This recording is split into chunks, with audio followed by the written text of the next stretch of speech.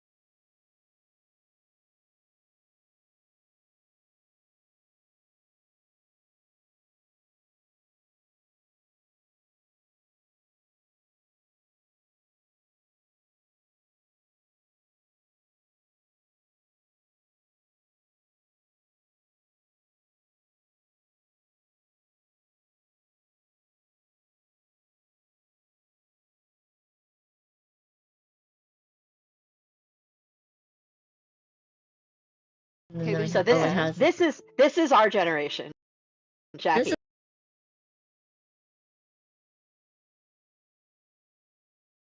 This is how our generation does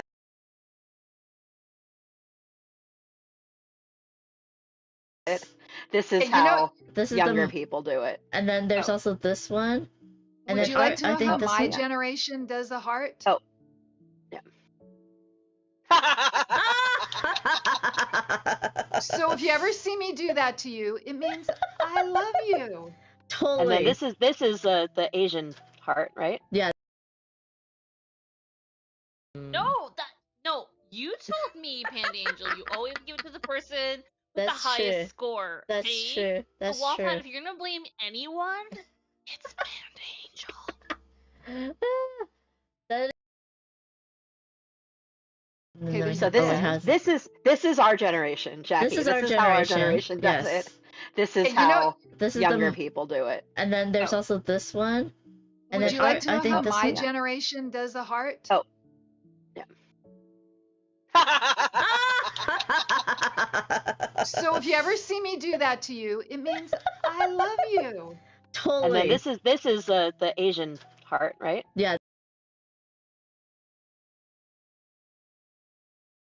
And I was just taking a picture. Oh, I took a picture of this because I thought it was funny. Everyone's so short except for Ray, and I could like spot her because she's so tall. I love her though. I love her. Hello, everyone. It is a special stream. We are live multiple places in the internet.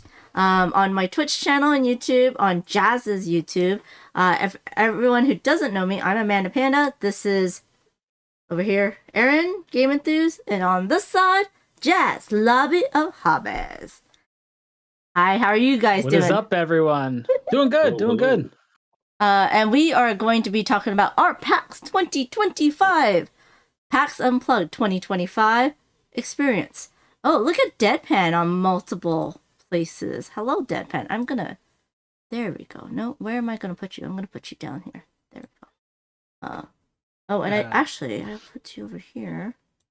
I'm already messing up, y'all. I'm already messing up. I'm fixing things on the fly. You're doing perfectly great. Fixing things on the fly. All is well. All is yes, well. if it was me, Amanda, leading the charge, I'm telling you, it'd be a whole crapshoot right now. But yeah, welcome everybody. Let's see. Jazz asked in his chat who went to PAX Unplugged this year. And I do believe Orange Kiki went for Sunday, and then we have Karen Lambert, who was there on Saturday and Sunday. Very nice, very nice. Oh, sorry if that's your real name. I apologize. Hey, Dwayne's here. It is OFPG fam in the house. Listen, OFPG voices reunite. It's like, when our powers combine, right? We transform into? No one knows. One great. We don't know, but it's something great. It's wonderful. Happiness. Ashwin is here. He also was at PAX. He had a booth, which was awesome. Got to see him. Edward Henry was there all 3 days. Awesome. Oh, Karen is Calamity. Very nice. And welcome back, Cheery. Thank you so much for being here. Edward says helps to be local. That is true. That's these two guys' local con. I fly across the country for it. I mean, yes. You make it local. Yeah. You can make anything local. I was just asking, are they gonna come to any West Coast cons? They're like, no. We didn't say no. We just said not right now. It's just not in the cards right now. Yeah, that's true. I have two little ones. Like when they get older, like I'm gonna tell you, we'll talk about this. But my 6-year-old, she was all about PAX Unplugged. We'll talk about it. She was all about it on Sunday. Very cute. Yes. Yeah. Let's see. Oh yeah, Ashwin was there, but forgot. You're so funny, Ashwin. Because Ashwin, you were not at Essen, so that's interesting. Yeah. Karen says, "Come to Dice Tower. Dice Tower West. Is that what you're?" West or East? Yeah. That's totally different. Oh, totally different. West or East. Yeah, I've heard good things about both, but I've heard a lot of people that go to West say they enjoy Dice Tower West better for some reason. Again, I don't know. I've never been to either. Interesting. I've never gone to East, so. Okay, so Karen's saying West. I'm all also right, not seeing then. any of this chat. Is this on Twitch or is this on YouTube? This is on 3 different places, Aaron. Okay. So I'm looking at 2 of the places and not the third. Yes. all the things, all Aaron. All the different places, Aaron. I have them all in one. I found it is called the Stream Ninja. Okay. It is. Let me see. What is it actually called? Social Stream Ninja. That another streamer introduced to me, and it allows me to aggregate all of the different chats into one, but only I can see. So yeah. All right, so I'm gonna do all the pop outs of everything so I can follow all along. How about that? What is the third place? Because I have Twitch, I have YouTube. Is the third place? Are you on Jazz's YouTube? I mean, yeah, Jazz's YouTube, right? Okay, that's so it's Amanda's YouTube, my YouTube, and Amanda's Twitch. Yeah. All right. All so the things. Go. Also, the Jazz's YouTube. Jazz's YouTube is on a different than the one that we sent you. Aaron, here you go. Gotcha. I'll send that to you so that you can see. Okay, I see Arwen is on YouTube. Hey, Arwen. Yeah, hey, Arwen. Yeah, this is crazy, but yes. With Arwen goes with the power of your chats combined. Yes, exactly. Perfect. That is well, exactly. I'm trying to combine correct. them right now onto my two screens. So let's do it.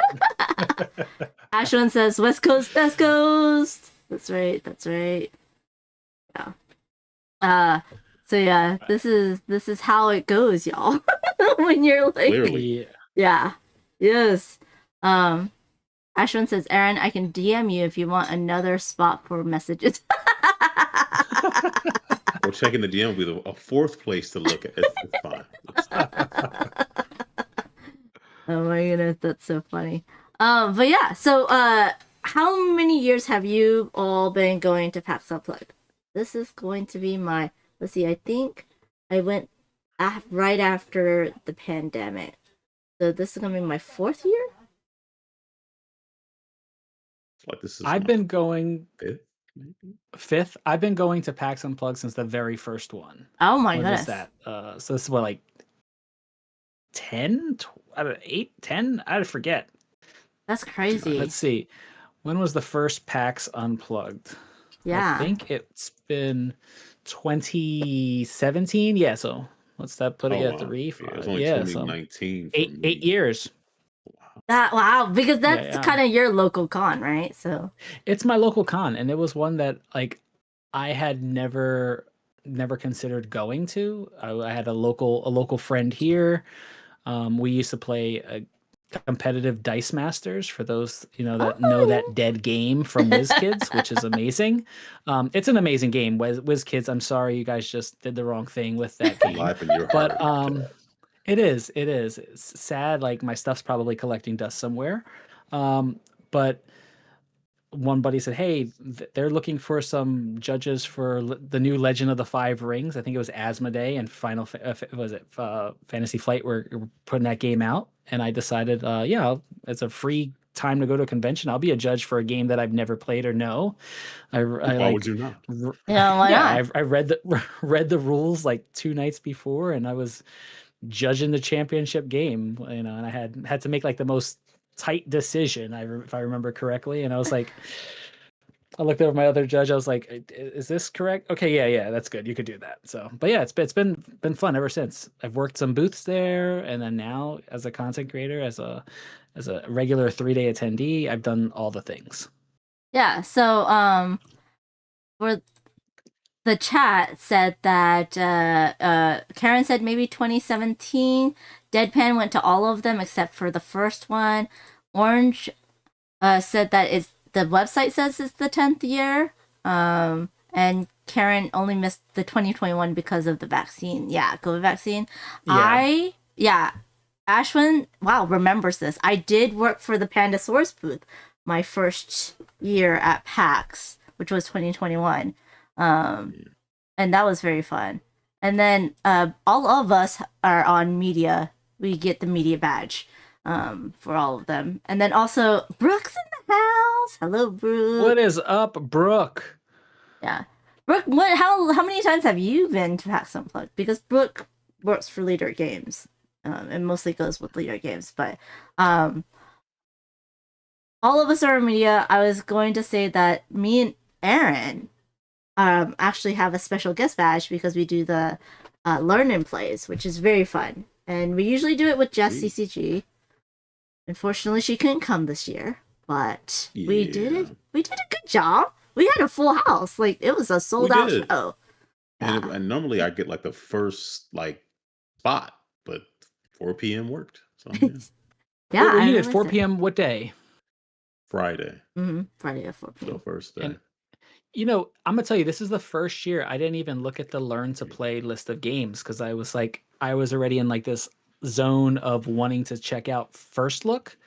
So normally I know there's been times that you guys have taught games and I walk by, I see Aaron in there. I'm like, hey, what's up? Just to stop by and say what's up. Yeah. I think I did learn to play like twice, and I know Aaron came to help me out one time to teach Hughes and Q's. I remember a few years back. I was thinking like 2 years back. Yeah. It was fun. But yeah, what did you guys teach this year? Graft from Ivy Studios. Oh, from Ivy Studios. I mean, it's funny because we were right after Tend from Ivy, which they did not even get through the first round, I think. Or they did one round because it's a big game. Yeah. Or a 1.5 hour learn and play or 1 hour. Yeah. So that's more than Hadrian's Wall. And that's like the busiest flipping right that I've played thus far. So yeah. Agreed. Is it heavier than like Hadrian's Wall heavy? It's not really heavy. No. It's just it's once you get over the iconography, it's fun. That could be okay. Anything. It's not heavy, but no. There's sort of a lot. Like I don't understand the wrestling thing. The fight. The gladiator. Hadrian's Wall. Yeah. I never understood it. I never do Hadrian. Yeah, but Tend is not. I think Tend is definitely lighter than Hadrian's Wall, but there's a lot of iconography and there's some interesting mechanics that goes around with it. I played like an early version, like I think a pre-Kickstarter version, and there were some issues with it, and I hope they fixed it.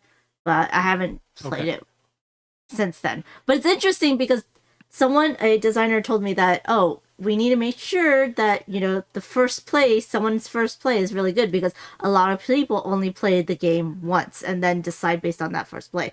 And that has stuck in my head because, like if I know it's a playtest, then I will give it the final game a chance. But then if we have a lot of content creators in the LA area, and if they bring something and I'm like, ooh, I don't really like this, I might not give it another chance. So it's very interesting because I think Tend's one of those that I didn't. We were all like, that first play. But I hope that they did fix it because that was during the Kickstarter was when that was there. But yeah. That one is one that really intrigued me. I heard a lot of buzz around that one. I didn't get a chance to check it out yet. I'm hoping to check it out soon. But yeah, I heard there's a lot of like comboing on that one kind of going off. So I like that. I do. Yeah. Interesting. I think there was another game that I like better. I like combos too. That's why I like Three Sisters. It's very combo-y. There was another Three game. Sisters is really good. A Formidable Farm. It's also very I guess Wacky Wizards. They put out a roll and write Locus. Oh. LOCUS. LOCUS. Let me see. Why is it that every time we do there's a live stream, I'm going to BGA and I'm just adding to my list of stuff and it becomes my short list. That is what a list this long is your short list.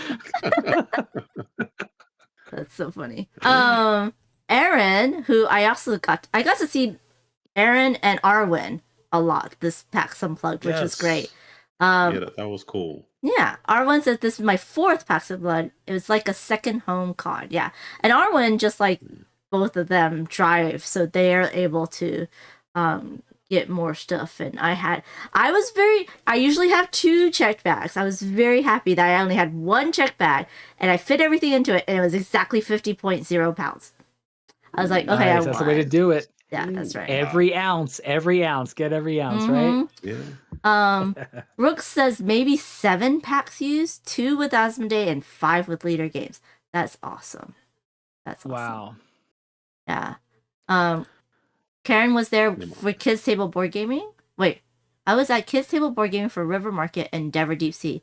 My 3rd year with them. Oh yeah, I love both those games. Yeah. Karen was demoing over there. Awesome booth. Great booth over there. Great people over there at the at that booth. Helena, Sean are just amazing people. Tara's over there teaching everyone all the things about Layers, which is another amazing game. Oh, I love Layers. Which I know we'll talk about. We'll talk about all these stuff. But it's just I love that booth every convention I go to. That's the booth that I'm going to. They had a nice event on Thursday as well. Oh, that's true. But I missed it. Yeah. And I missed it, unfortunately. And they pivoted because apparently the place it was supposed to be, they didn't have hot water. Yeah. So Yes, I they heard. they pivoted, Yeah. and you would never have known. Yeah, it was smooth. And I love their games. I love them as well. So they're very good people to support up there in Canada. But you two got to go just on your own. You didn't have to work. I had to work 6-hour days at the Flat Out booth, which I absolutely love too because I know all their games. And I love them, and I know almost all the AEG games. So it was really fun to be at the Flat Out booth. But I also, that means that I did not get a lot of walking talk. I did not get to walk the exhibit hall. I am like, the first year was perfect for me because it was like not crowded. The first year I went, anyways, right after the pandemic, it wasn't crowded. I got to walk the exhibit hall. You can walk it in a day. You know, the free play area is right next door. Now it's like last year I was like so sad that the free play area was upstairs and the Unpub was upstairs, so like I could only sometimes go and not. Yeah, I think it's getting big, and I'm like, I wish it wasn't this big. But that's just me. I would agree. I was just saying. I would agree with the setup of things. Mm, You know, the size of the convention is getting bigger. yeah, They're utilizing more space. You know, like I said, I've been to every single one. The very first one, everything was pretty much all up there in that one. The one hall, right? yeah. They use those massive halls, and it was pretty much like exhibit floor on one side, you know, open gaming and like tournament play on the other side. And there wasn't a huge like space for like open play. It was pretty much like a lot of tournament stuff, a lot of like side tournament of like try this game out, get into like a tournament Oh, for, interesting. you know, a couple different games like Ticket to Ride, things like that. Yeah. But it was really really good. There was still a very good exhibit floor. And then I noticed as they've grown, the thing with the Philadelphia Convention Center is that being that Philly's always a big city, there's always so many conventions going on. Sometimes they're having other conventions coming in at the same time. Yeah. So it's like which rooms can you utilize? And I know Mhm. sometimes that's been a challenge. And I ran into, I think probably into my first I would say semi difficulty thing here, because like the convention center, right? It's on the second floor, like the main exhibit hall. Mm-hmm. But then this year they utilized a lot of the first floor rooms. Mm-hmm. But because it's in the city, there's no direct path if you're on the first floor to get from like this section to this section, because there's a street that goes through, right? So you got to go up to floor 2, over, and then back down. So I had to utilize that map to make that Asthma Day media event, on Saturday, or was it Friday? Was it Friday, right? And like, if I didn't have that map, I would have been somewhere. I made it just in time, but I made it. Yeah. I know the feeling. I got lucky sometimes where I happened to stumble upon where I was supposed to be. Where it wasn't looking good. Yeah. I think I got the last seat at the Asmodee event. I came in late because I was and elsewhere. who was saving it for you, Aaron? Who was saving it for you? Yeah, I appreciate that. Yeah. Who got you in though? Who got you in? No, I'm just kidding. I appreciate that as well. No, but Brooke says they like the upstairs space because it's less noisy, but it's a long walk, right? It's not. It is right above. It's a long walk. So, and then what I didn't like about it, what I loved about the first few years is that it was small enough that you could just bump into people left and right.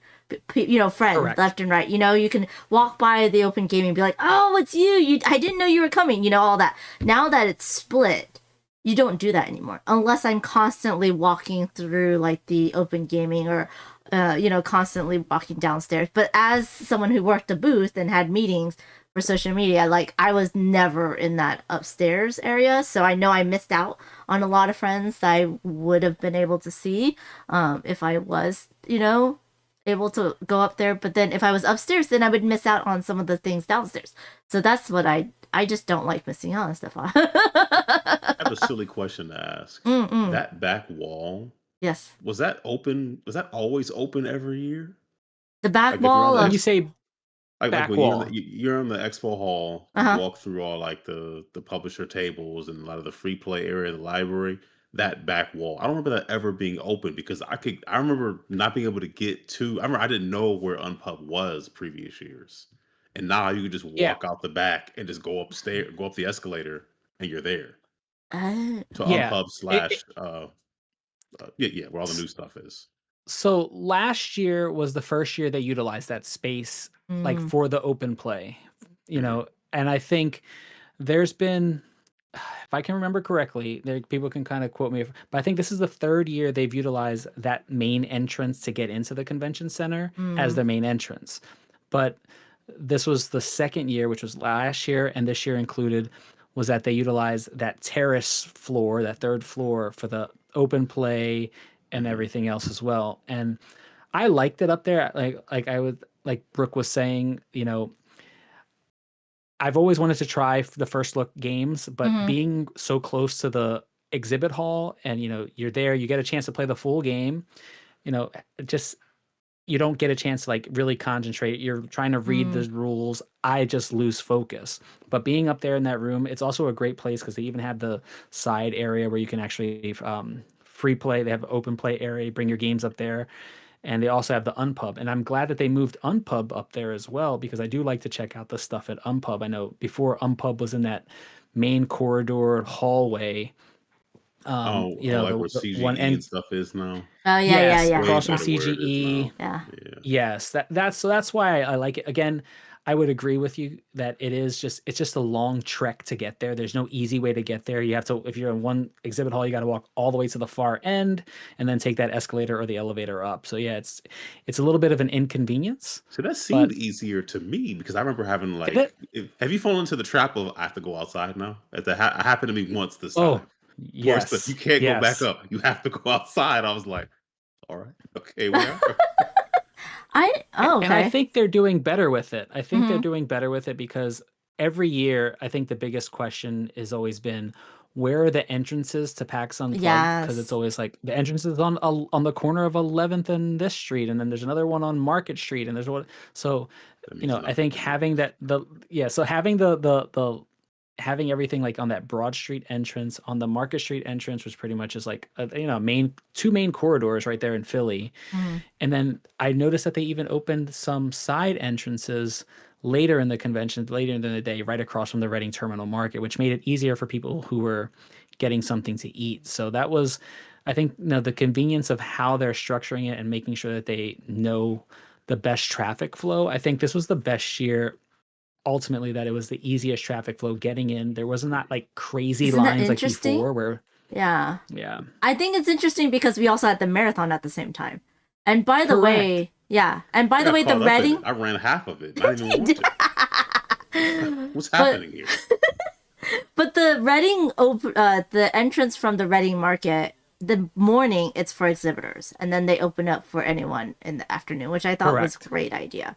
But yeah, I didn't feel like any of, like, walking wise, you didn't have any problem walking through the marathon path, but like I think people had driving wise had problems driving.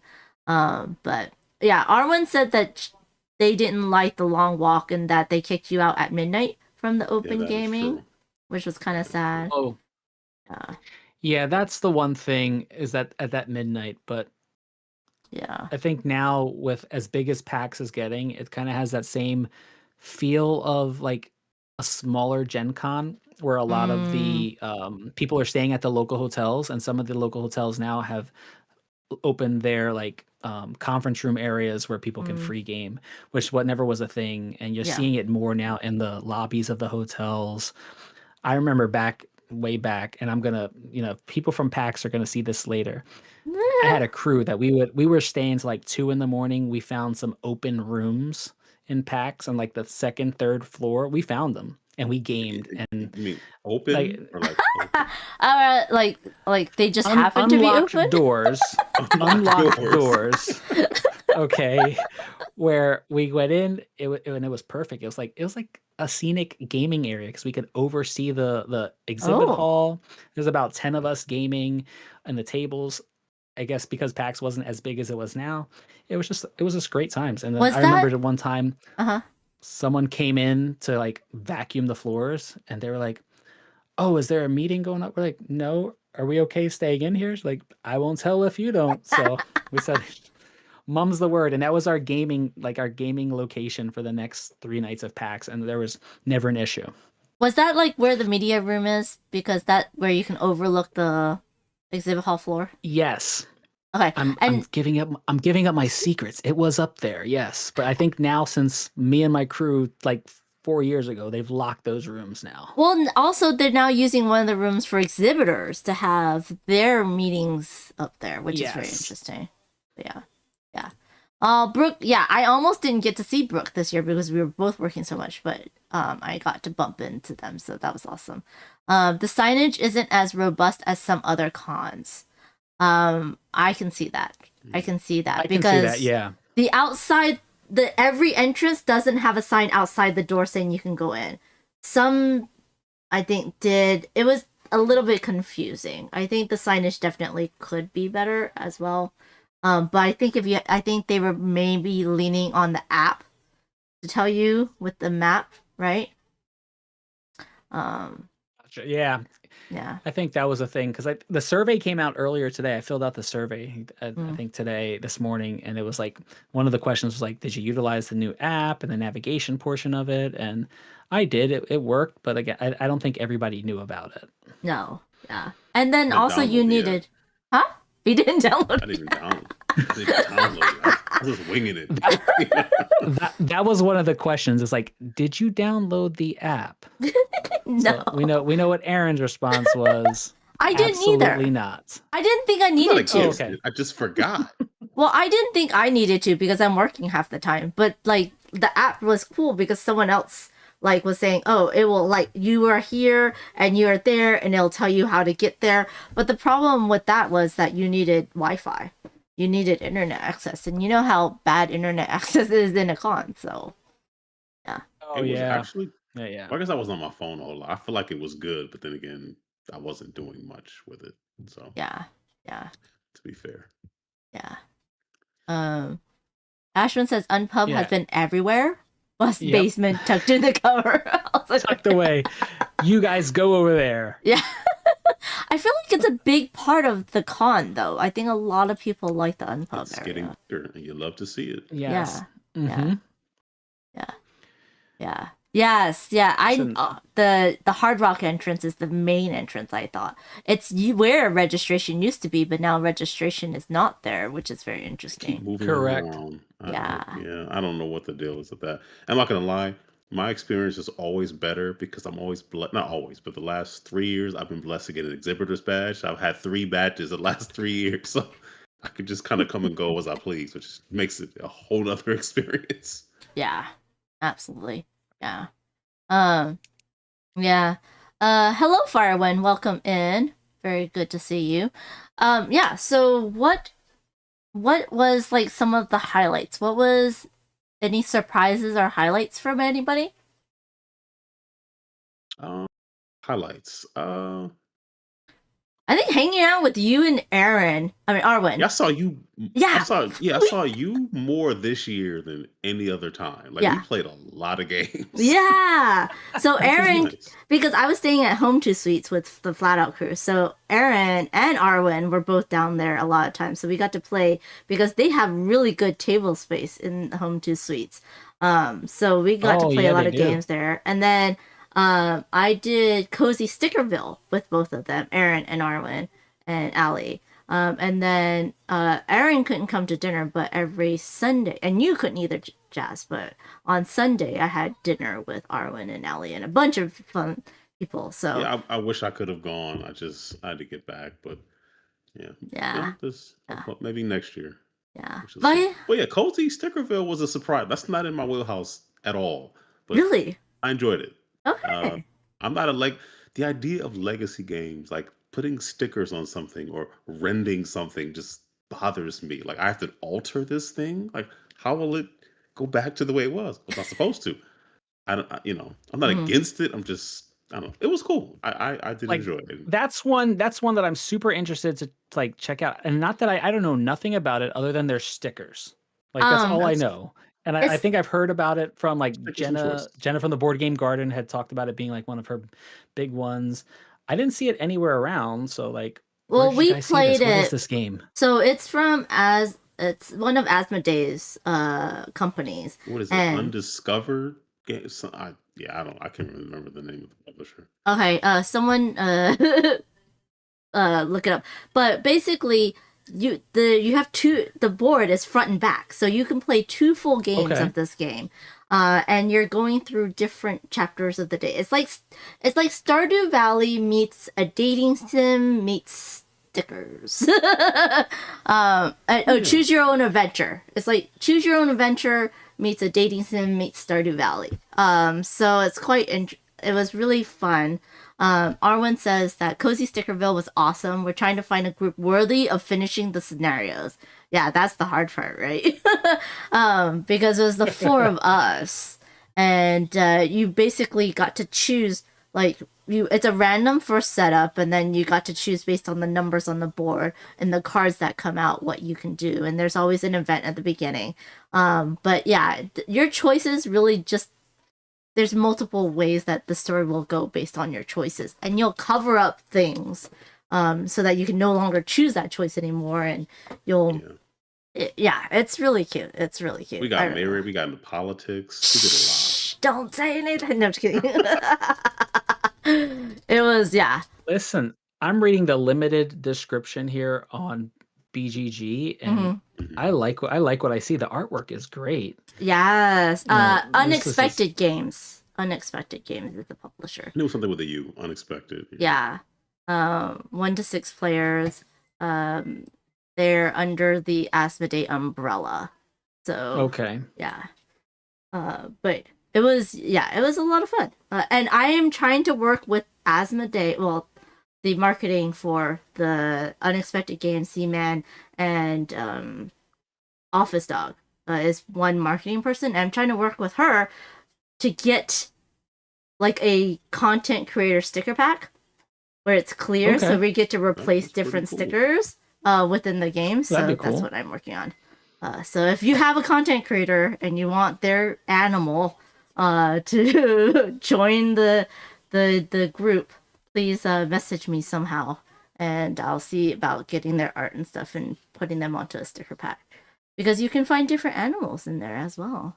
They do have a demo. They sent a demo map out with badges.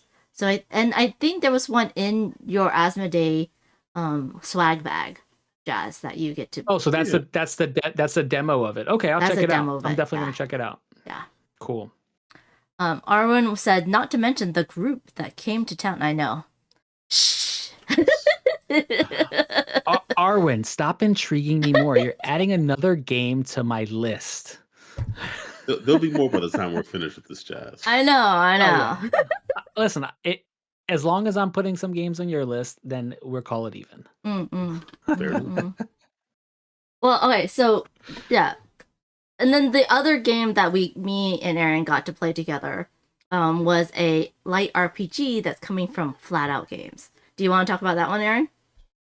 Sure. And I'll just throw this caveat out here that RPGs are also not in my wheelhouse. But I'm opening your warehouse a little bit. I played them. It's just not something I normally reach for, but I enjoyed it. It was an interesting scenario where I guess the land was full of anthropomorphic animals or something along that line, and you're trying to retrieve.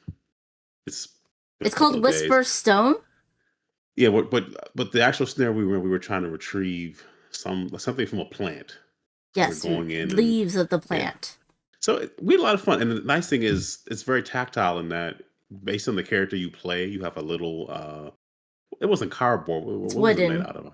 It's like balsa wood. Balsa wood. Yeah. You know the light stuff that you can cut for science experiments and stuff. And yeah. So if you've ever played like a Skyrim, something like that, you know what it's like to be over encumbered. So you can only take what will actually fit inside like the rectangle that your character has.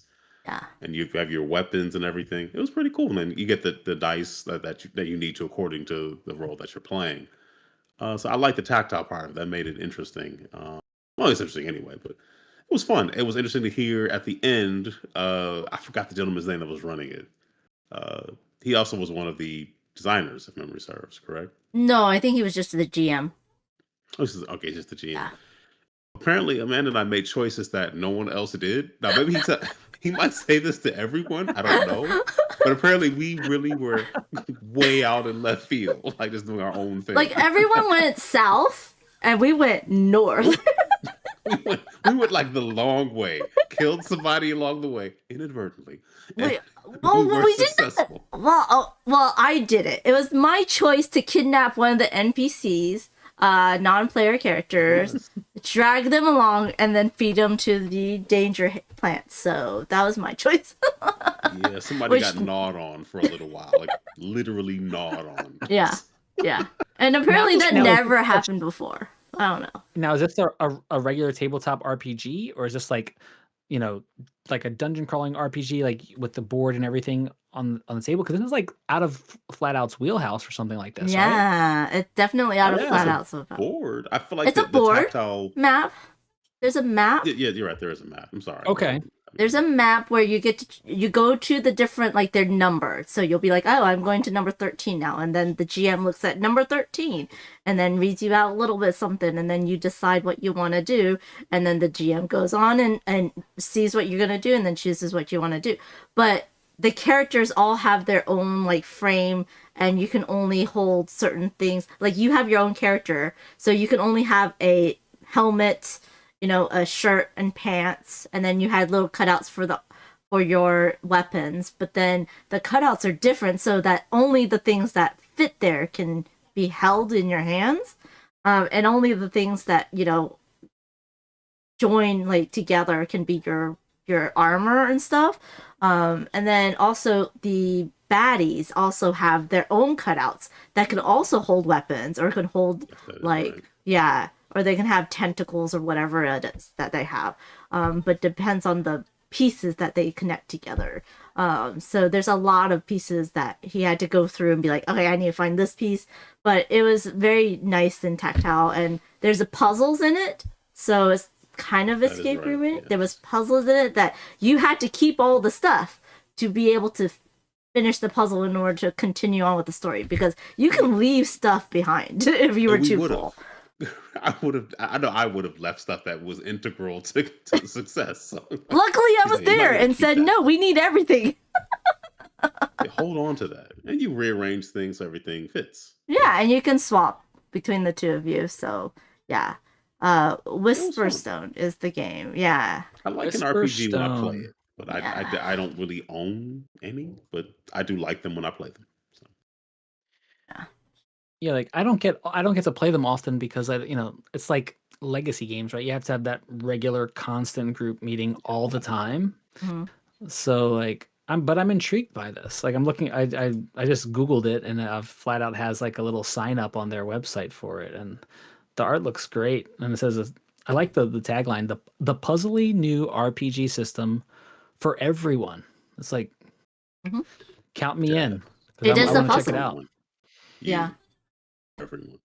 Everyone.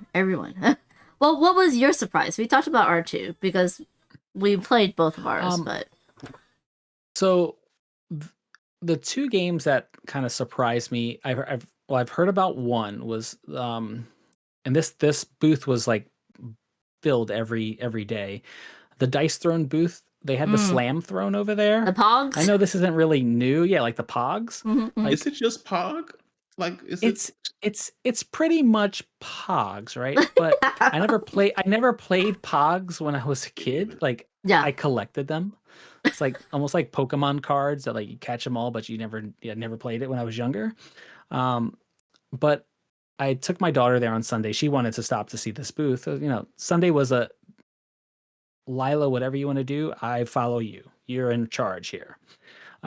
So we stopped there and we played it, but it's really cool because like your slammer has like every character has his own little special ability, and you determine whether or not you want to play like with, I think they call it like the passive side and the put them like a regular side and a more advanced side, right? And then you choose to play with that for the rest of the game. And it's like has certain abilities where if you can catch the pot, like the slammer after you throw it, like that thing triggers off. But it's quick, it's neat. It just caught me by surprise because again, I thought it was really nothing, but I think adding that little element to it, I think it's something that you can get. It's like a fun activity that has like a game built into it, right? So that just caught me by surprise. It wasn't. I just thought it was going to be like another gimmick when I've heard about it, but it was something that's there. And it has six of them, right? You had 6 to collect. There were, I think it was like 6 different that you can collect. And they're the blind packs that you get. Yeah. And it pretty much gives you everything for one character in a bag. So you buy 2 and you have everything to play a game. So, and then you can just trade, I guess you can trade the slammer, which is really what you want with other people who may have duplicates. So I like that idea of it. I didn't purchase any because, again, blind packs sometimes don't do well for me. So I just like... You don't have good luck with that? No, I don't. But it's something that's I one day maybe I'll pick up a pack, like 2 packs. But the one booth, the Capstone booth, was one that I was interested in checking out some games over there. But Amanda, I know you and I have a love for the trick-taking games. Yes. But they had this trick-taking game over there called Rowdy Partners, which was like this tag team wrestling themed trick-taker. And I sat down to play the demo of this, and boy, did it surprise me, because mechanically it works. The idea of like tagging in your teammate to go into the ring. But you think, oh yeah, it plays great at 4. But when I sat down for the demo, I sat down with a game of 3. So like I'm the one character who has my manager with me, and then I'm playing against 2 other people.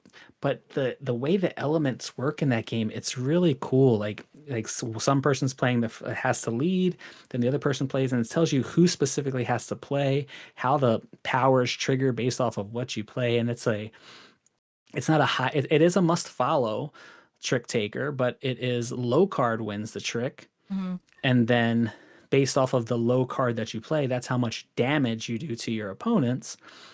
And then you're trying to, like in wrestling, you're trying to take their health down. And then when you get their health down to depleted, there's that where you're trying to, in essence, like pin your opponent. So really, really cool. I thought it was gimmicky, but they did it. They caught me they got me there with the whole get up and the wrestling gear. And I'm watching because this is not a Capstone game. Like, look, yeah, so no, it doesn't. I don't know. Look like one at all. Yeah, like Capstone's a medium to heavy Euro, and man, I was like, this game is good. It's a neat little trick taker, but you don't feel like you're playing a trick taking game. Yeah. At all. You feel like you're playing this tactile card game, and it's really fun. Yeah.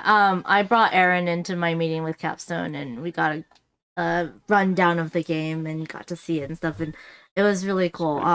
Yeah, and because the art is like you're in a wrestling and you're literally tagging in your opponent, your teammate into it. And I love how they did like you could do a 1v1, 2v1, you can mix and match. And so I thought they did that pretty well. But I'm excited to get this played. I know a lot of people that like the theme of it and like trick taking. So I haven't actually played a full game yet, but yeah, it sounds like I've not thought about before doing it. Yes, absolutely. Arwen said the same thing. Rowdy Partners is outstanding, and yeah, it was one that, to me, that was one of my biggest surprise games of the convention. Was that one, just because it just caught me by surprise. I was not expecting, first of all, to see that game at Capstone's booth. Yes, yeah. And then like actually playing it. A lot of people that were playing it, they were walking away with a copy. So. It's one that I'm excited to get one day and definitely introduce it to some of my friends who are not big fans of trick-taking games. Interesting. I'm giving them. I've introduced them to some. One specifically that I played, Origin Story, which I was like, that was a game that I just buy sight unseen, and then I played it at PAX Unplugged, and one of my buddies who's not a big trick taking fan, he really loved the whole tableau building mechanic in there. Oh, that's cool. And yeah, I really enjoy that one as well. Yeah. Orange says illustrations for Rowdy Partners are it. Yeah, they have some really good characters. Yeah. So like I know now I didn't get to walk around, so I didn't see that many booths, and I think like Aaron, you got to walk around, but was there any booths that stood out to either of you? I think. I feel like a lot of my appointments weren't necessarily at the booth, the bigger booths, to be fair. But I was looking at a list of things that I did play here. Well, I'm gonna talk about things that you know fairly well. You were at Flat Out, but I did enjoy getting a chance to play Forage and Honeypot. Yes. Flat Out. Those are pretty cool. And Forage, I want to play that again. I love a good roll and write, but it's just I got to get my hands on that game again because I enjoyed it, but I didn't play correctly. But I look forward to doing that. So Forge is like, if you know how we have a roll and write sheet and had different sections and you can write on different sections. So instead of having one sheet with different sections, they took the sections and made them into cards. So now instead of a sheet with 3 sections, you now have 3 cards. And then every round you'll get another card. So you decide which, part of the game you want to add more to. It just grows. Yeah, and it grows, or you can discard them for time, and you use time to get more, ingredients. You're foraging for more mushrooms and other stuff, or you're using time to make points, or you're using time to do this, and it combos so well. That's one of the other things that I love is that combo-ness is in this game in Forage. So yeah, absolutely. Yeah. So yeah, Honeypot. Yeah. Sorry, go ahead. No, I was just saying he played a lot because I needed to. Yeah, I needed to learn the games to demo it, and so luckily Aaron was around and we got to play it together. But yeah, Honeypot from Joseph, who designed Fantastic Factories. That was that game. I played that game like was it 2019, 2020? I was playing that game with anybody who would sit down. Like that was my jam. Fantastic Factories is great. It really is. Yeah. But a honeypot is like, imagine it's drafting. So you're drafting cards, but it's like a spy kind of thing where you're passing like a folder, like a dossier or something with information, but it's you put your cards in it. Mm-hmm. And you're getting cards, trying to combo different cards together to trigger points. And then if you get bad intel, you get negative points. But if you get if you get unique types of bad intel, then it turns to positive points. It's really cool. I'm really looking forward to that one.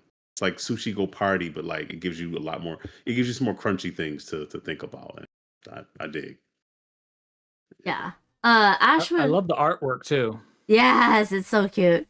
And I was like, there's gotta be a panda in here. And he's like, don't worry. So there is a panda in there. That's one of the costumes of the bears, which is hilarious. Ashwin did say like, whose idea was it to split the full page into separate cards? That's my description. Now, Sean, who actually designed it, based that idea on Silver and Gold, the roll and write game. Yes, that's exactly what I thought which is of the when cards. I'm looking at these cards. Yeah, it was cards for, what you're marking off is just cards. But unlike Silver or Gold, it's 3 different cards that you have. You have a path card, you have the jars where you're just marking off to get rows and columns, and then you have the gifts where you have to basically have a lot of a certain color or a certain type of ingredient in order to get points and get end game points and to mark off other things. So yeah. See, Ashwin says, I like comparing it to Biblios. Yeah. He says, Aaron, I know how familiar you are with Biblios. This is when we were at Unpub. This is like maybe 2 years ago. We were at Unpub. Unpub is in it's in Maryland normally. And Ashwin was teaching us Biblios. We just kept being really goofy about it. Well, he was getting frustrated because he kept explaining the same rules to like multiple people. It was hilarious. We had a great time. He has patience, and I was wrong. He was, but I mean, after a while, we could tell he was starting to get a little frustrated. So I made it funnier. So rude, Aaron. So rude. Ashwin, it was Ashwin's idea. Ashwin and Emily Vincent's idea for the different cards to split up the full page. Oh, I did not know that, Ashwin. Thank you for letting me know. And I was trying to say in Forge. Yeah. So for Forge, the idea of splitting up the player sheets was Ashwin and Emily. And if you didn't know, Ashwin and Emily Vincent are part of the collab with Randy Flynn and Fortessa for Flat Out. So there's like a collab of designers that work together for Flat Out games. Minds joining together to make games better. Exactly. So exciting. Yeah, these are two I've got to check out big time. I know Reggie and I talked about our hype list for PAX Unplugged on our new podcast, and these are the two games that he turned me on to, and I was looking at them and I'm like, oh, this is right up my wheelhouse. Right. Coming to Kickstarter first quarter of next year. So that's how I feel about chicken fried dice. Oh yeah. Yes, Ashwin's chicken fried dice. Ugh. So good. Yeah. Yes, absolutely. And we almost played we set up an entire game of Cascadia Alpine Lakes and then you look at me and say, Aaron, can we play this other game? I was like, okay, so I promised Hot Banana Games I was gonna play their game. And when we got there, I didn't see them. So then I started Cascadia thinking that when they came down, we were gonna play that. But then they were in the corner and she came over to me. She's like, so what game are you playing that's better than our game? And I totally blanked. And it took me a full 5 minutes before I realized, oh, I'm so sorry. But I taught you the game. So you got a good teach of the game. We just never got to play it. We did. And Lion Dancers was fantastic. I really enjoyed that game. Yeah. I look forward to that one. It's beautiful too. Yes. I mean, Hot Banana Games always has very high quality prototypes. That is their and high quality games. Yeah. But yeah. And good gameplay to back it up. It's not just aesthetics. It's fun gameplay as well. So I mean, I know it goes along with the theming is the people who are actually controlling the lion and acquiring different items and trying to get the lettuce and then get back to where you started is really fun. Yeah. It is based off the lion dance that they do in Cantonese culture, but the ones that you see normally is there's two guys and then lion and they're like jumping and dancing but on the floor. But in reality, there is ones that are on a pole, so they can swing the lion's back half onto other poles and like manipulate and jump between poles. It's really kind of crazy. Wow. That seems dangerous. Yes, it's very dangerous because you're I have 40-plus-year-old knees, so yeah. Yeah. Good thing you're only doing it on a game board. Yes. But like the whole in reality, they will take heads of lettuce, stick it in this puppet lion's mouth, and then the person inside has to shred it and then spit it back out at everybody. So they are very good at incorporating the theme to be proper for the the culture, right? They're very, very Hot Banana Games very good at incorporating the culture into the games is what I'm trying to say. That reminds me, at least the way the game is now, if you don't get the lettuce, you don't get to score the things that you've gathered. Yeah. And I just played with Justin and Benita and Carla and Nick. I was at Justin's house the other day and we played Gujong. Uh-huh. In that game, if you don't get to the top of the stairs, I feel like you can't win. Just reminded me of that. I was like, oh, yeah. Interesting. Because we are trying to think of another game where it's like you can do all these other things, but if you don't do this one thing, it kind of renders other things moot. So yeah, interesting. Yeah. Different games though, entirely different games. But. Yeah.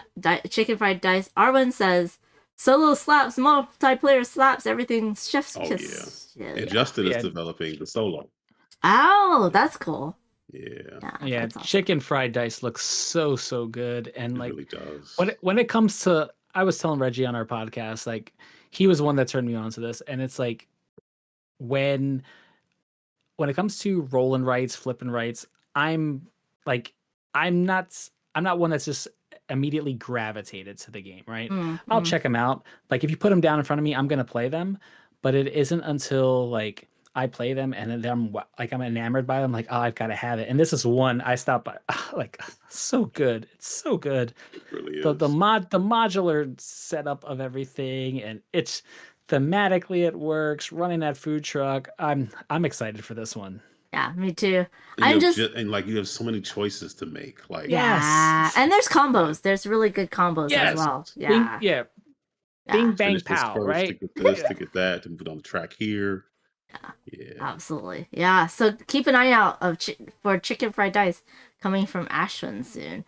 But yeah, hopefully Kickstarter next year, because I've been playing prototypes of this for a while, and I'm like, when is it coming out?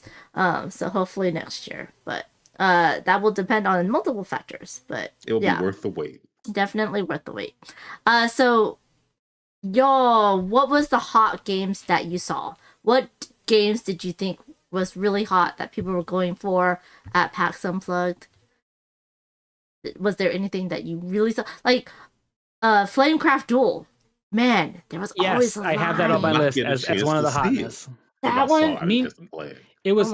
There was always the table was always taken to play that one. But yeah, I saw so many people walking around with that game. I think they sold out, I believe, right? You didn't tackle someone to just take it? Like what are you doing? Listen, next year.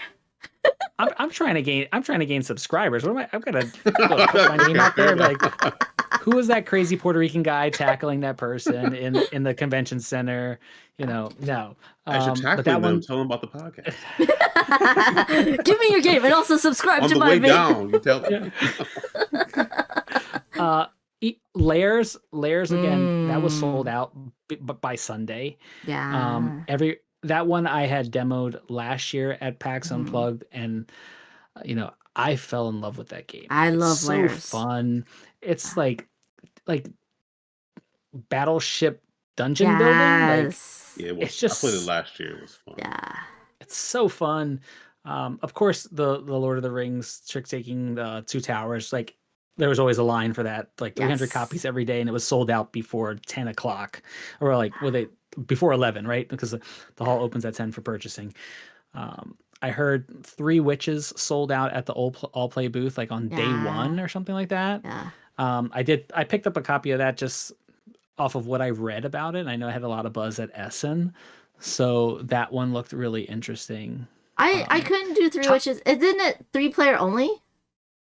It's 3-player only, but it's just interesting because like you're bidding for which role you want to take, whether you want to take like the head witch and then the other 2 are playing like the lesser witches, and you're trying to pretty much team up to score points against the greater witch versus the lesser witch, and then vice versa. Like if the lesser witch wins, I think they get 2 points. But it's just really intriguing how the point system works. Yeah. I haven't played it, but simply based off of mechanics, my regular game group is 3 players anyway.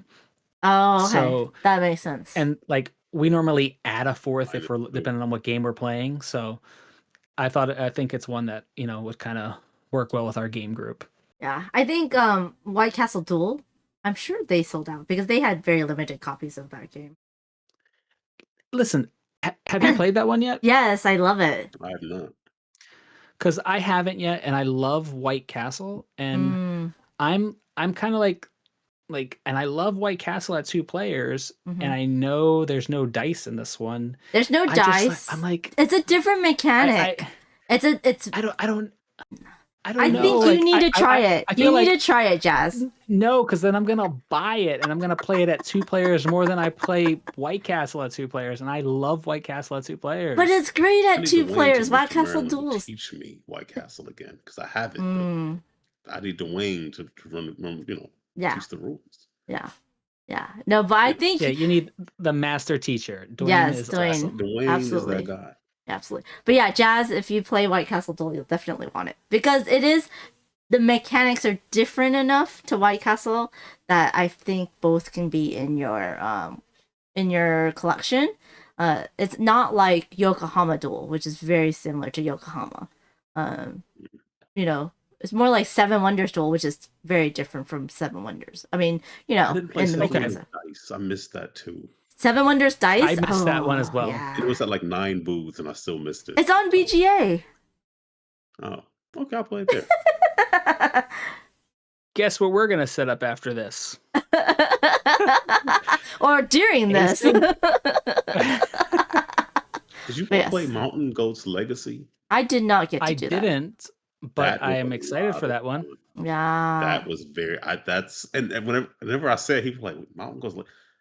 It's so fun, and like as you work your way up, like I mean, you change different things. You have like a courage tracker. Or if you land on the same spot as someone, if your courage is like higher than theirs, you knock them off. Oh. But if it's not, then like you can't go. But then as you make progress, then you take all the numbers and you shuffle them up. So you'll have the 5 column, but you might have to get like a 9, 10, 8, whatever gets there. It goes Oh, interesting. So it just mixes the whole thing up. And we played like just a couple of different I guess rounds of it, but I mean it was really fun. It's not Legacy because nothing's changed permanently, right? But it's like a campaign. Maybe it's more campaign than Legacy, but it's called Mountain Ghost Legacy, at least for now. But yeah, I don't think anything changes. But I mean, not permanently, right? But you definitely make tweaks to what's happening in the game. And there's little power-ups that say like, if you get up to the top of this mountain and all of the points are gone, then you can take points from any adjacent mountain. So there's all interesting. That's interesting. It is pretty cool. Yeah, and I heard there's something that like flips it completely around. So everyone that got to play it really enjoyed it, and I'm looking forward to it. So, yeah, me too. Yeah. Karen got to play Fountains from the Op. Yes, that's a fun one.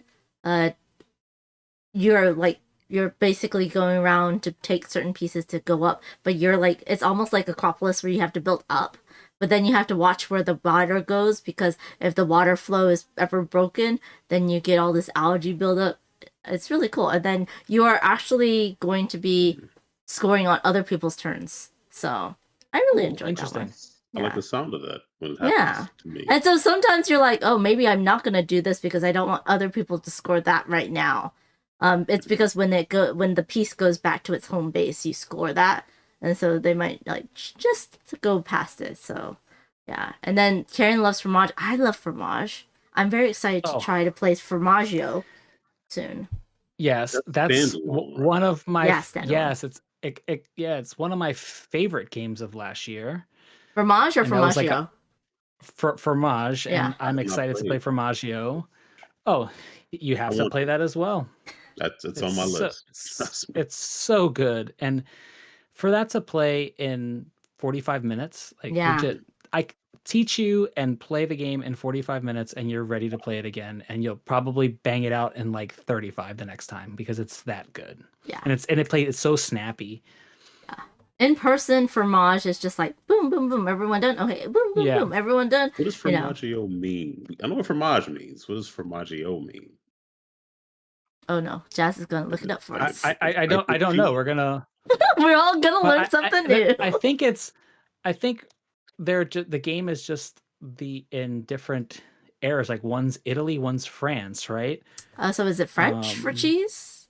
I think is formaggio, meaning is the Italian word for cheese, and fromage I think is the French word. Yes. Okay. Cool. So interesting. It is on my list. Yeah. Our lists are just growing. It's fine. Yeah, I think it's really cool because the idea is that each board setup is modular, right? You have these 4 areas, and even in the regular base game of Fromage, each 4 sections of the game, you're playing 4 mini games in this worker placement game, but there's different slots for section 1. You have different boards that you can slot in this underlay. So every game is a modular setup, but they've even expanded that with this new expandalone expansion on Formaggio, because now you have a separate game. Is that a word? That's a at rolling.reggie on Instagram word. I think he's coined that phrase now. That's expandalone. I like that. Wait, I like that a lot. Say that word again. Yeah, an expandalone. So it's not. It's a standalone expansion. Contradiction in and of itself, sort of. I know. Well, I guess it doesn't have to be, but it's like that's interesting. Expandalone. Standalone is a I don't even know if that's a word, but that's what he likes. I like it though. Yeah, it's a standalone expansion, but you can mix it in with the base game. Okay. That's called having an option. That's all right. I cut you off. I'm sorry. It's perfectly fine. I'm here to educate. I'm here to educate. But yeah, it's cool because like now you have two games that are modular, and then you can intermix the two. So I'm really excited for the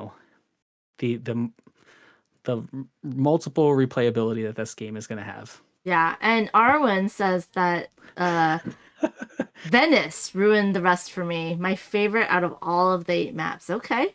I'll play it last, Arwen. I will play it last. D-Walt says, stop giving me so many games to get. I mean, that's what we're doing. That's our job, D-Walls. That's our job. That is our job. That's true. Wait.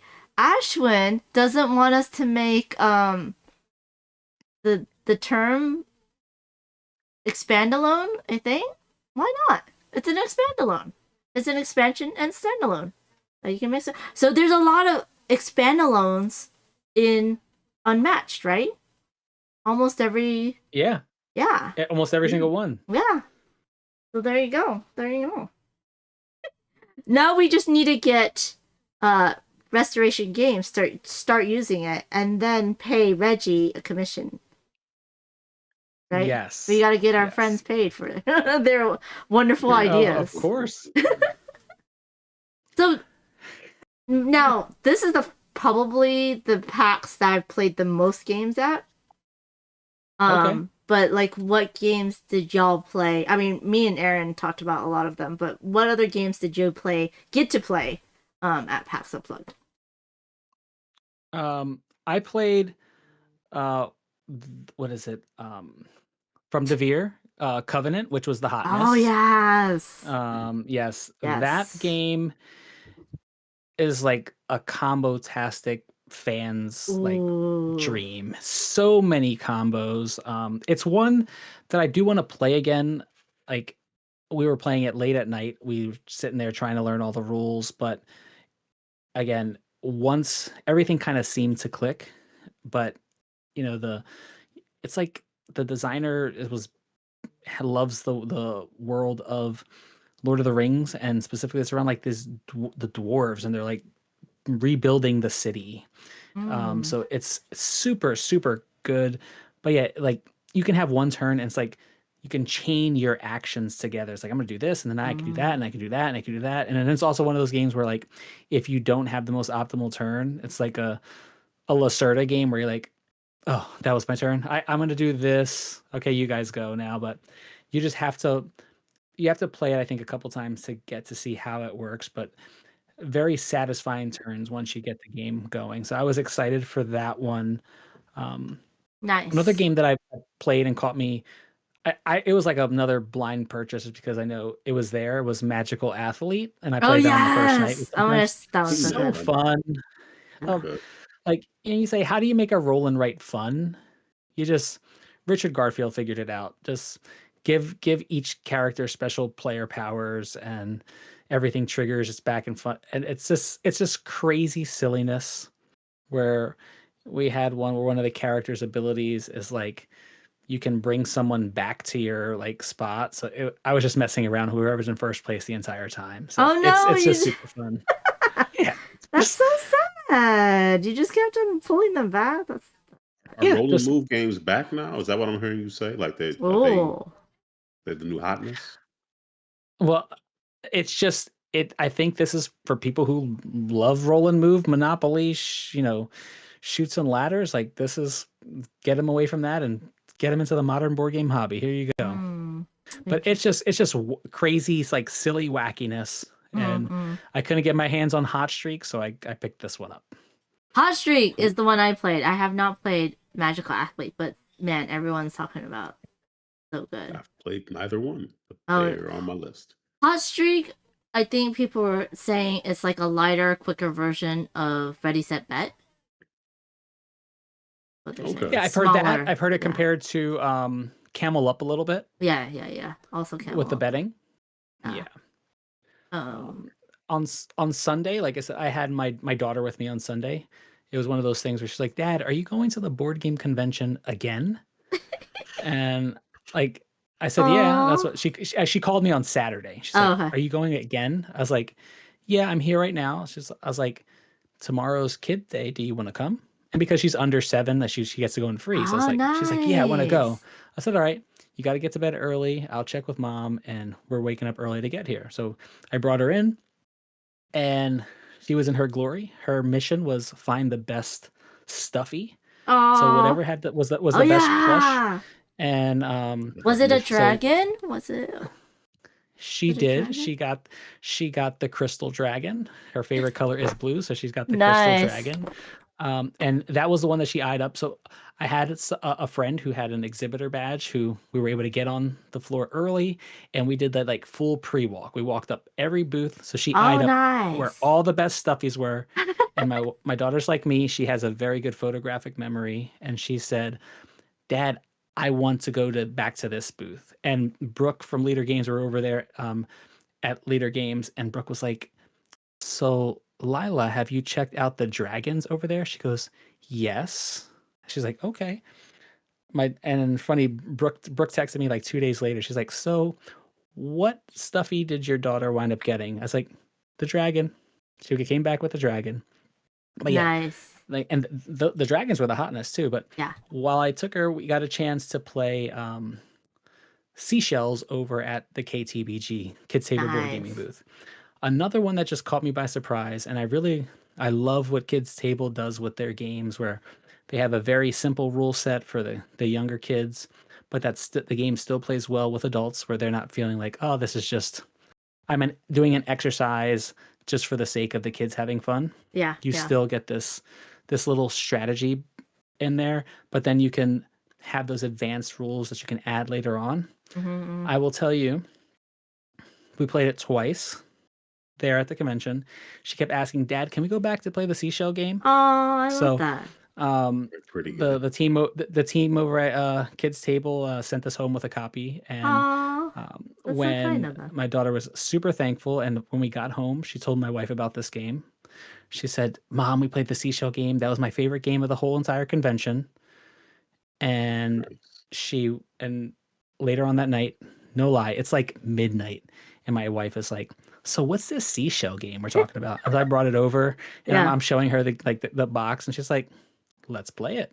Oh. So midnight on Sunday, we bust out Seashells, and we play the game, and it's so fun. Every time I played my daughter, I've played her like 3 times already, twice at the convention, once at home. The games are tight. Like to see her mind churning on what's the most strategic move, it was just really, really cool to see. And my wife and I are like 1 point apart. My daughter and I are like 2 points apart every time we're playing. So it's just a fun game, and like it plays super fast. Kids Table really is doing a great job with getting families to the table, and that's what I love about going over to that booth. And they're always very welcoming, and make the experience fun. Yes. And then her second favorite game, which I did pick up for her after the convention because it was sold out at PAX.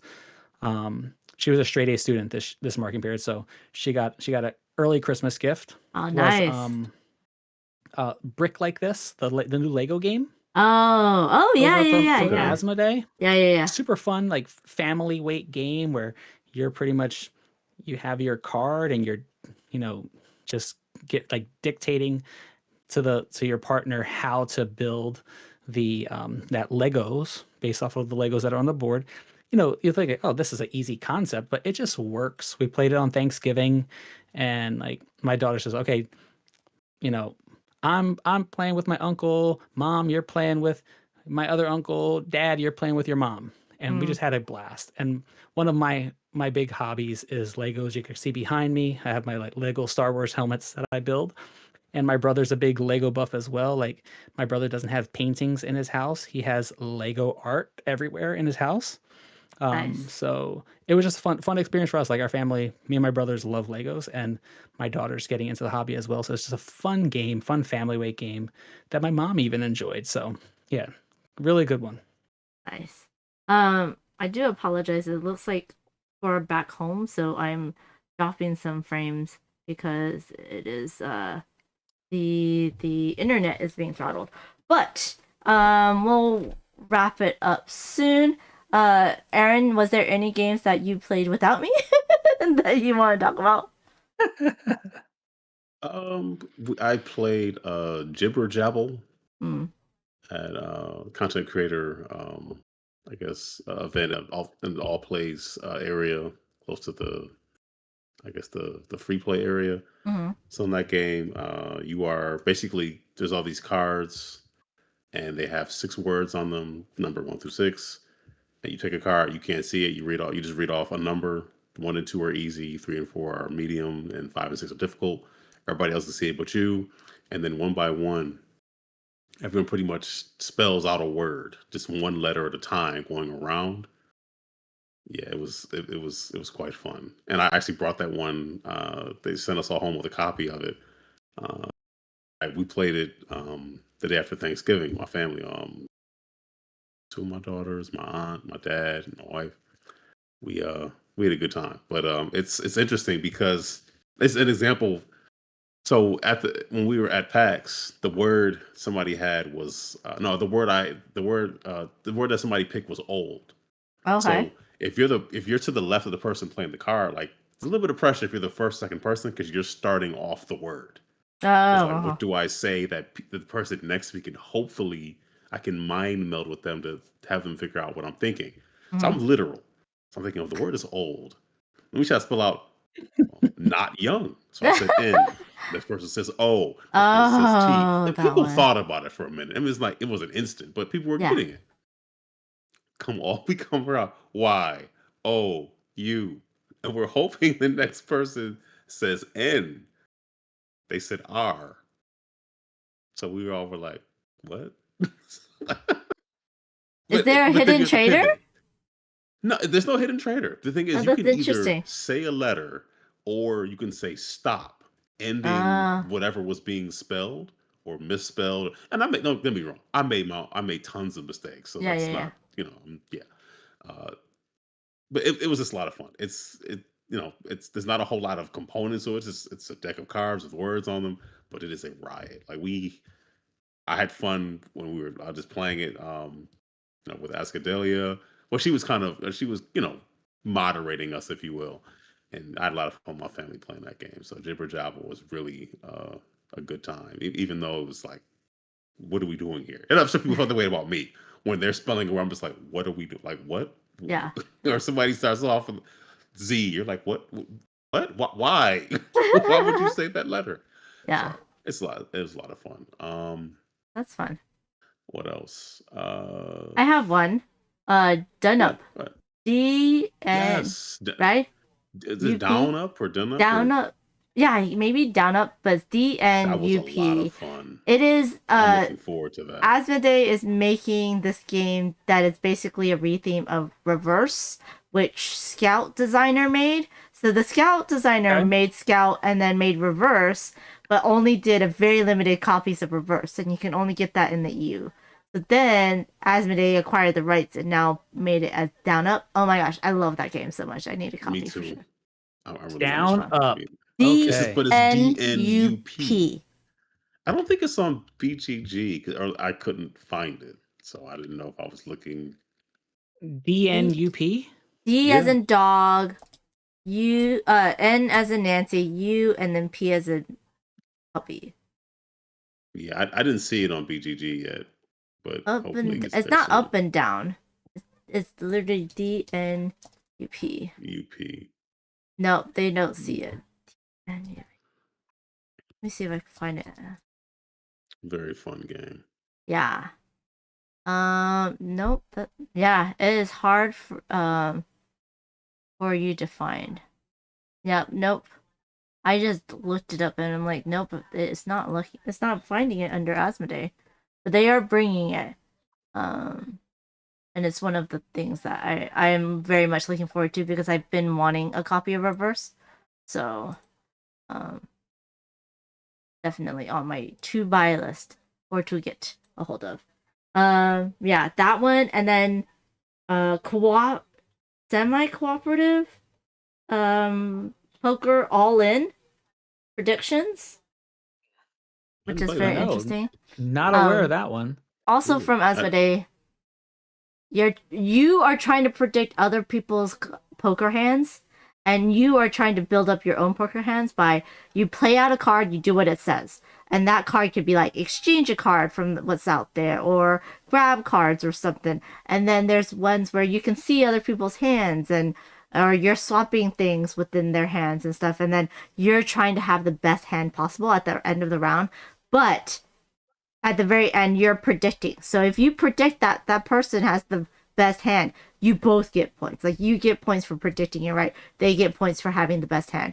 And it's quite interesting game. I know Arwen played it a couple of times. But yeah, that was another one that was I thought was really called fun. All In? Yes, All In Predictions. Ooh, let's see. Yeah.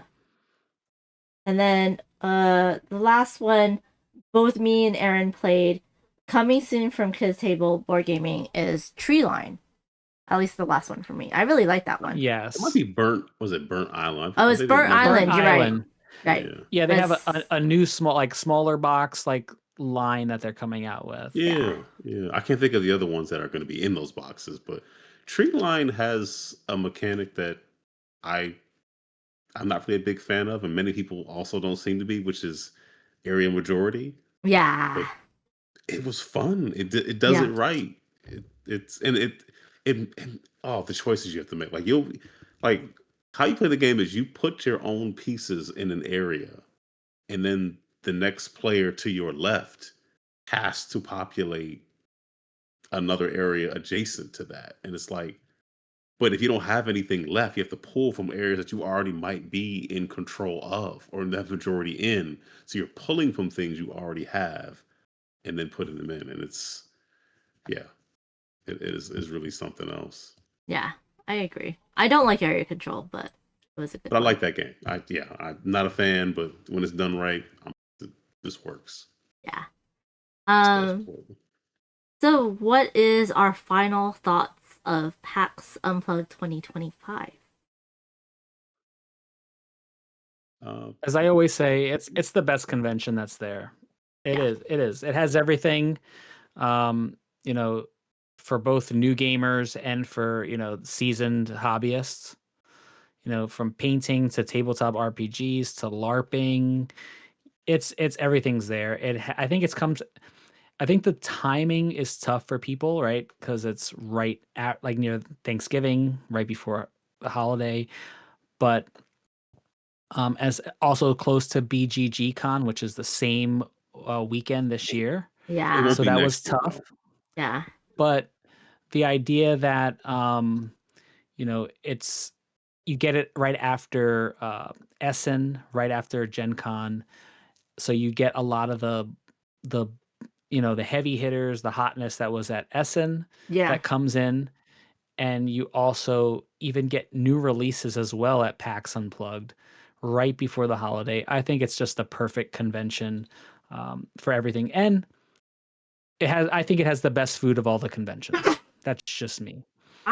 Everything is. Yeah, I agree. That's just me, but again, I haven't been to Dice Tower West, so I can't say, but from the ones that I've been to.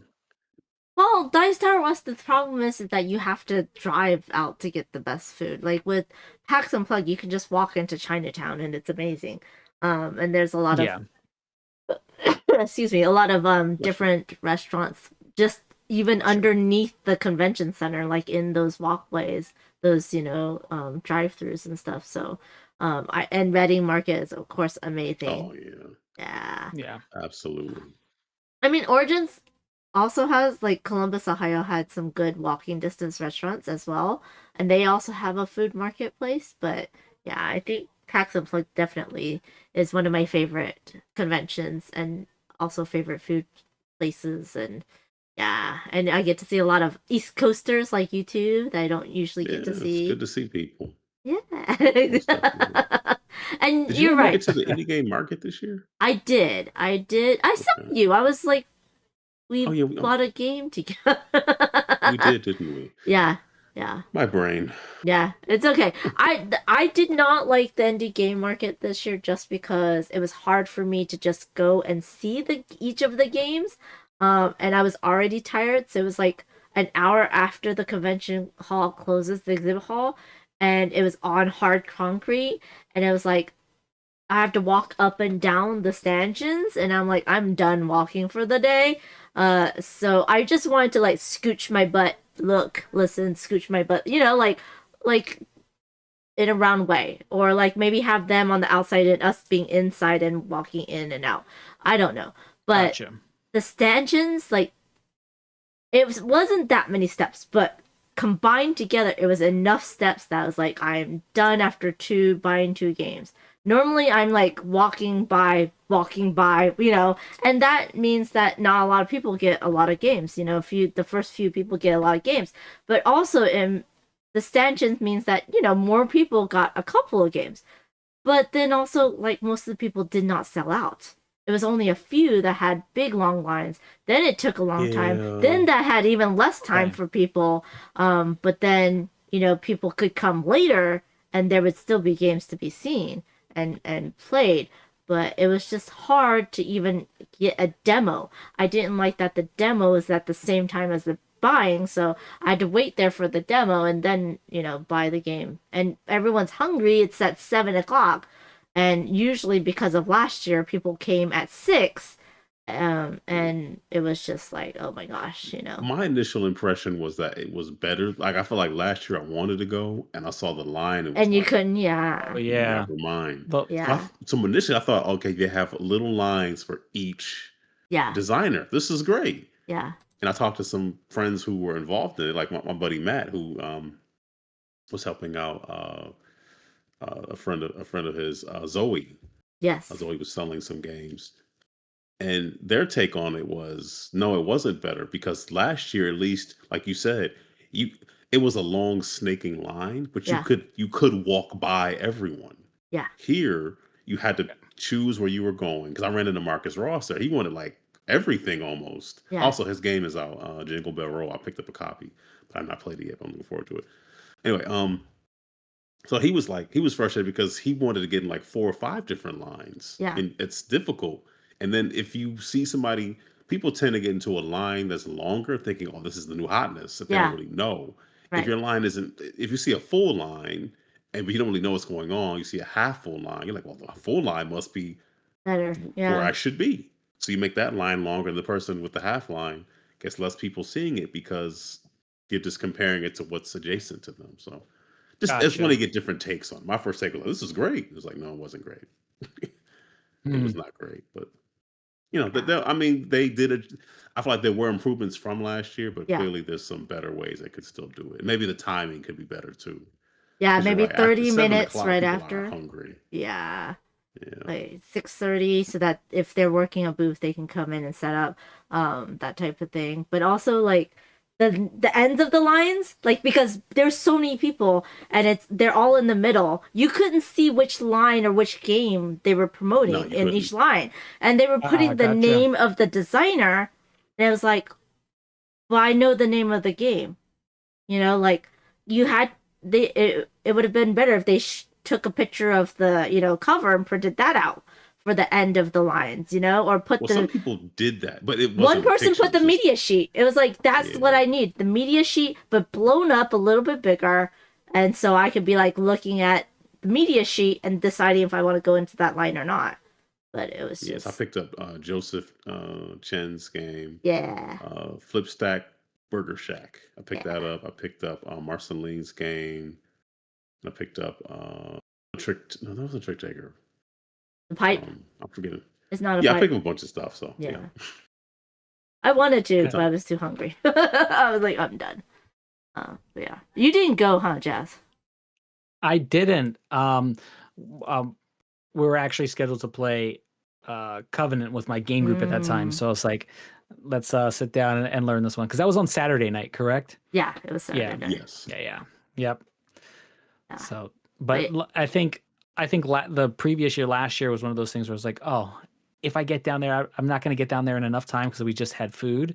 Yeah. And it's like I'm probably going to run into the long lines, but I guess it would have been worth it for me to just even swing down there really quick to check out because I kind of would have been able to get something seen. But you I didn't still had know. a good time. What can you do? I didn't know. Yeah. Yeah, exactly. I don't think you can ever, no matter which convention you're at, you can't always do everything. Yeah. But, you know, yeah.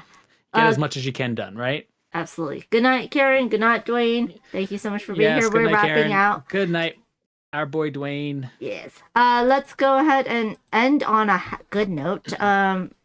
What was the one takeaway that you want people to know, or the one happy memory? Let's end on a positive note. About PAX Unplugged 2025. We'll start with Jazz. Honestly, for me, my highlight was the spending Sunday with my daughter. Like that was just something that, you know, for us, my wife looked at it and she came back. She's like, my daughter was just excited, seeing her excitement at the convention, and her asking me, "Dad, can you carry me?" Because I'm so tired of walking all these. And we had just like 2 weeks prior, we were in Disney, so it was like, I was like, this is gonna be just as much walking as like Disney, because it's like you're in and out the whole time. But yeah, the opportunity to just share my hobby with her, and like afterwards, it was me and a couple of my buddies were in the car, and they said, "So what was your favorite thing?" She's like, "I liked playing seashells and the Lego game." She said, and they asked her, "Would you do it again?" She goes, "I can't wait for next year." Aww. So her excitement to tell my wife like how like enthused she was coming. Yeah. My wife is like, now you have your convention buddy to take with you, because like she doesn't do conventions. I've taken my wife one day a couple years back, and she's like, I can't do it anymore. Like that's not a good ideal place for me to like learn and sit and play a game. I want like a quiet room. And so yeah, that experience for me, I'm just hoping that I can continue to foster that experience, right? Yeah, absolutely. Absolutely. What about you, Aaron? I feel like I split up my time better this year than previous years. I played more games. I feel like I got to spend more time with people, which I think was great. And in Unpub, I spent more time in Unpub than I normally do, and I think that was good. So you know, there's people I know who really wanted to get some play testing stuff done, and it was fun. It's win-win. You know, I'm play testing, giving them feedback, and I'm playing a fun game. So it's everybody wins in that case. So. Absolutely. I wish I could have done that. Let me just interject real quick. I'm sorry. Being that you reminded me of Unpub, I got to shout out my buddy Mike Petrie from Pentry Games. Like, if you have not yet heard about his flip and right Parkeneers, you need to be on the lookout for this one. I took Brooke from Leader Games over to go check this one out, and I've seen so many iterations of this game. And it continuously gets better and better and better. And if think of like cartographers meets like this theme park building game, and it's like so fun combo. It's just really fun. So put that on your list to check out. Parkeneers. Is it? How do you spell it? PARKINEERS.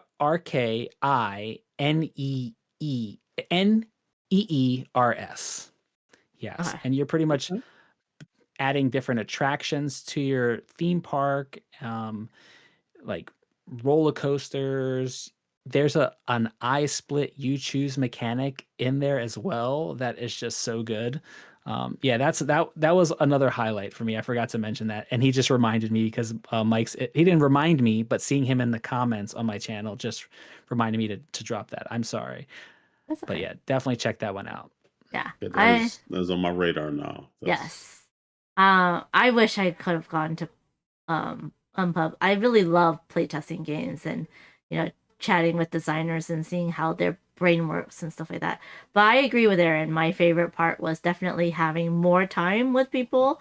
Like, man, I had so much time with Aaron and Arwen, and got to hang out with Charlotte, Alone Shark, and Taco, and more time than usual, really. It was very interesting to hang out and play games. And then even though I worked, I still got to see a lot of people, so that was very good. And I think I will do that next year. Schedule game time with people. That's what really helped, was just scheduling that time together, or like we were all in the same Asmodee group. Me, Jazz, Arwen, and Aaron. So it was like nice to see each other at the same time and hang out and demo and play part of a game together. So yeah. Pentry says Aaron didn't stop by my table. Called you out. Shots fired. Next year. I apologize. Well, that is. Listen, Aaron, you're not that far of a drive. We can set it up. Like I'm That's true. Midway between where Mike lives and where you live, so we can make this work. Let's talk. Yes, absolutely. Okay, so that is we're gonna wrap it up. Let's talk about where everyone can find you all. So, Jazz, where can everyone find you? You can find me at Lobby of Hobbies on all the socials. Obviously here on YouTube, and then on my new podcast with my co-host at Rolling Reggie on all the socials. We have a new podcast called Board States, where we talk about the best hobby in the world, board games. And, it's just an amazing time where we just get to chat, share our love for the hobby, and, just talk about the great things that this hobby has to offer. And a link to that is in your link tree, right? In my link tree, also down in the description below in my YouTube, you'll see it as well. But we are at Board States Pod.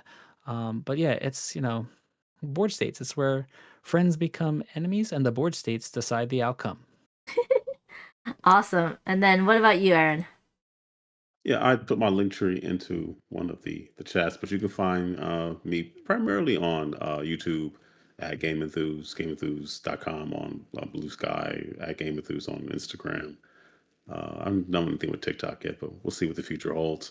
But yeah, I've been putting up reviews and some content up on YouTube. You can check out, and I'm also a contributing podcaster, much like Amanda is, for the 5x podcast, which you can find on Spotify and I guess pretty much wherever you can find podcasts. So, and I'm on there 10 months out of the year. So yeah, so it's a monthly podcast where we do 5-minute board game reviews. So you can find me there as well. Yeah. And you can find my socials on my schedule. I usually post it on Blue Sky, but I'm on everywhere under Panda Angel. On Instagram, it's Panda Angel Loves Games. But if you want arts and crafts, it's Panda Angel Creations. Like Aaron said, I'm on the 5x, but I also am now the host of the BGG podcast, so you can listen to me there as well. Hopefully next year we can get, or maybe in the future, we'll get the OFPG voices back together, and we can continue with that fun, because that's where a lot of people have met us, and I love it. I know y'all love it, so hopefully that will come back because that was really a great time. But yeah, so please hit the notification bells on all the YouTubes, but you can find me mainly 4 times a week on Twitch. So you know where to find me if you need to find me. So we're gonna say thank you and good night. I don't think Bonds is still on. Oh, she's still on. So on Twitch, I'm gonna raid into Bondsinator, just to support her, another wonderful streamer. If you don't know Bonds, and yeah, so thank you everyone for joining us. Please go and follow us on our socials, especially our YouTubes, and go check out the games we have talked about. I think we're all grateful that we all are able to be in this hobby and enjoy and meeting everyone, each other, and all of you as well, right? Definitely. So thank you, everyone. I hope you all have a wonderful evening. Stay safe, enjoy, and play games. So bye, everybody. Have a good night. Have a good night.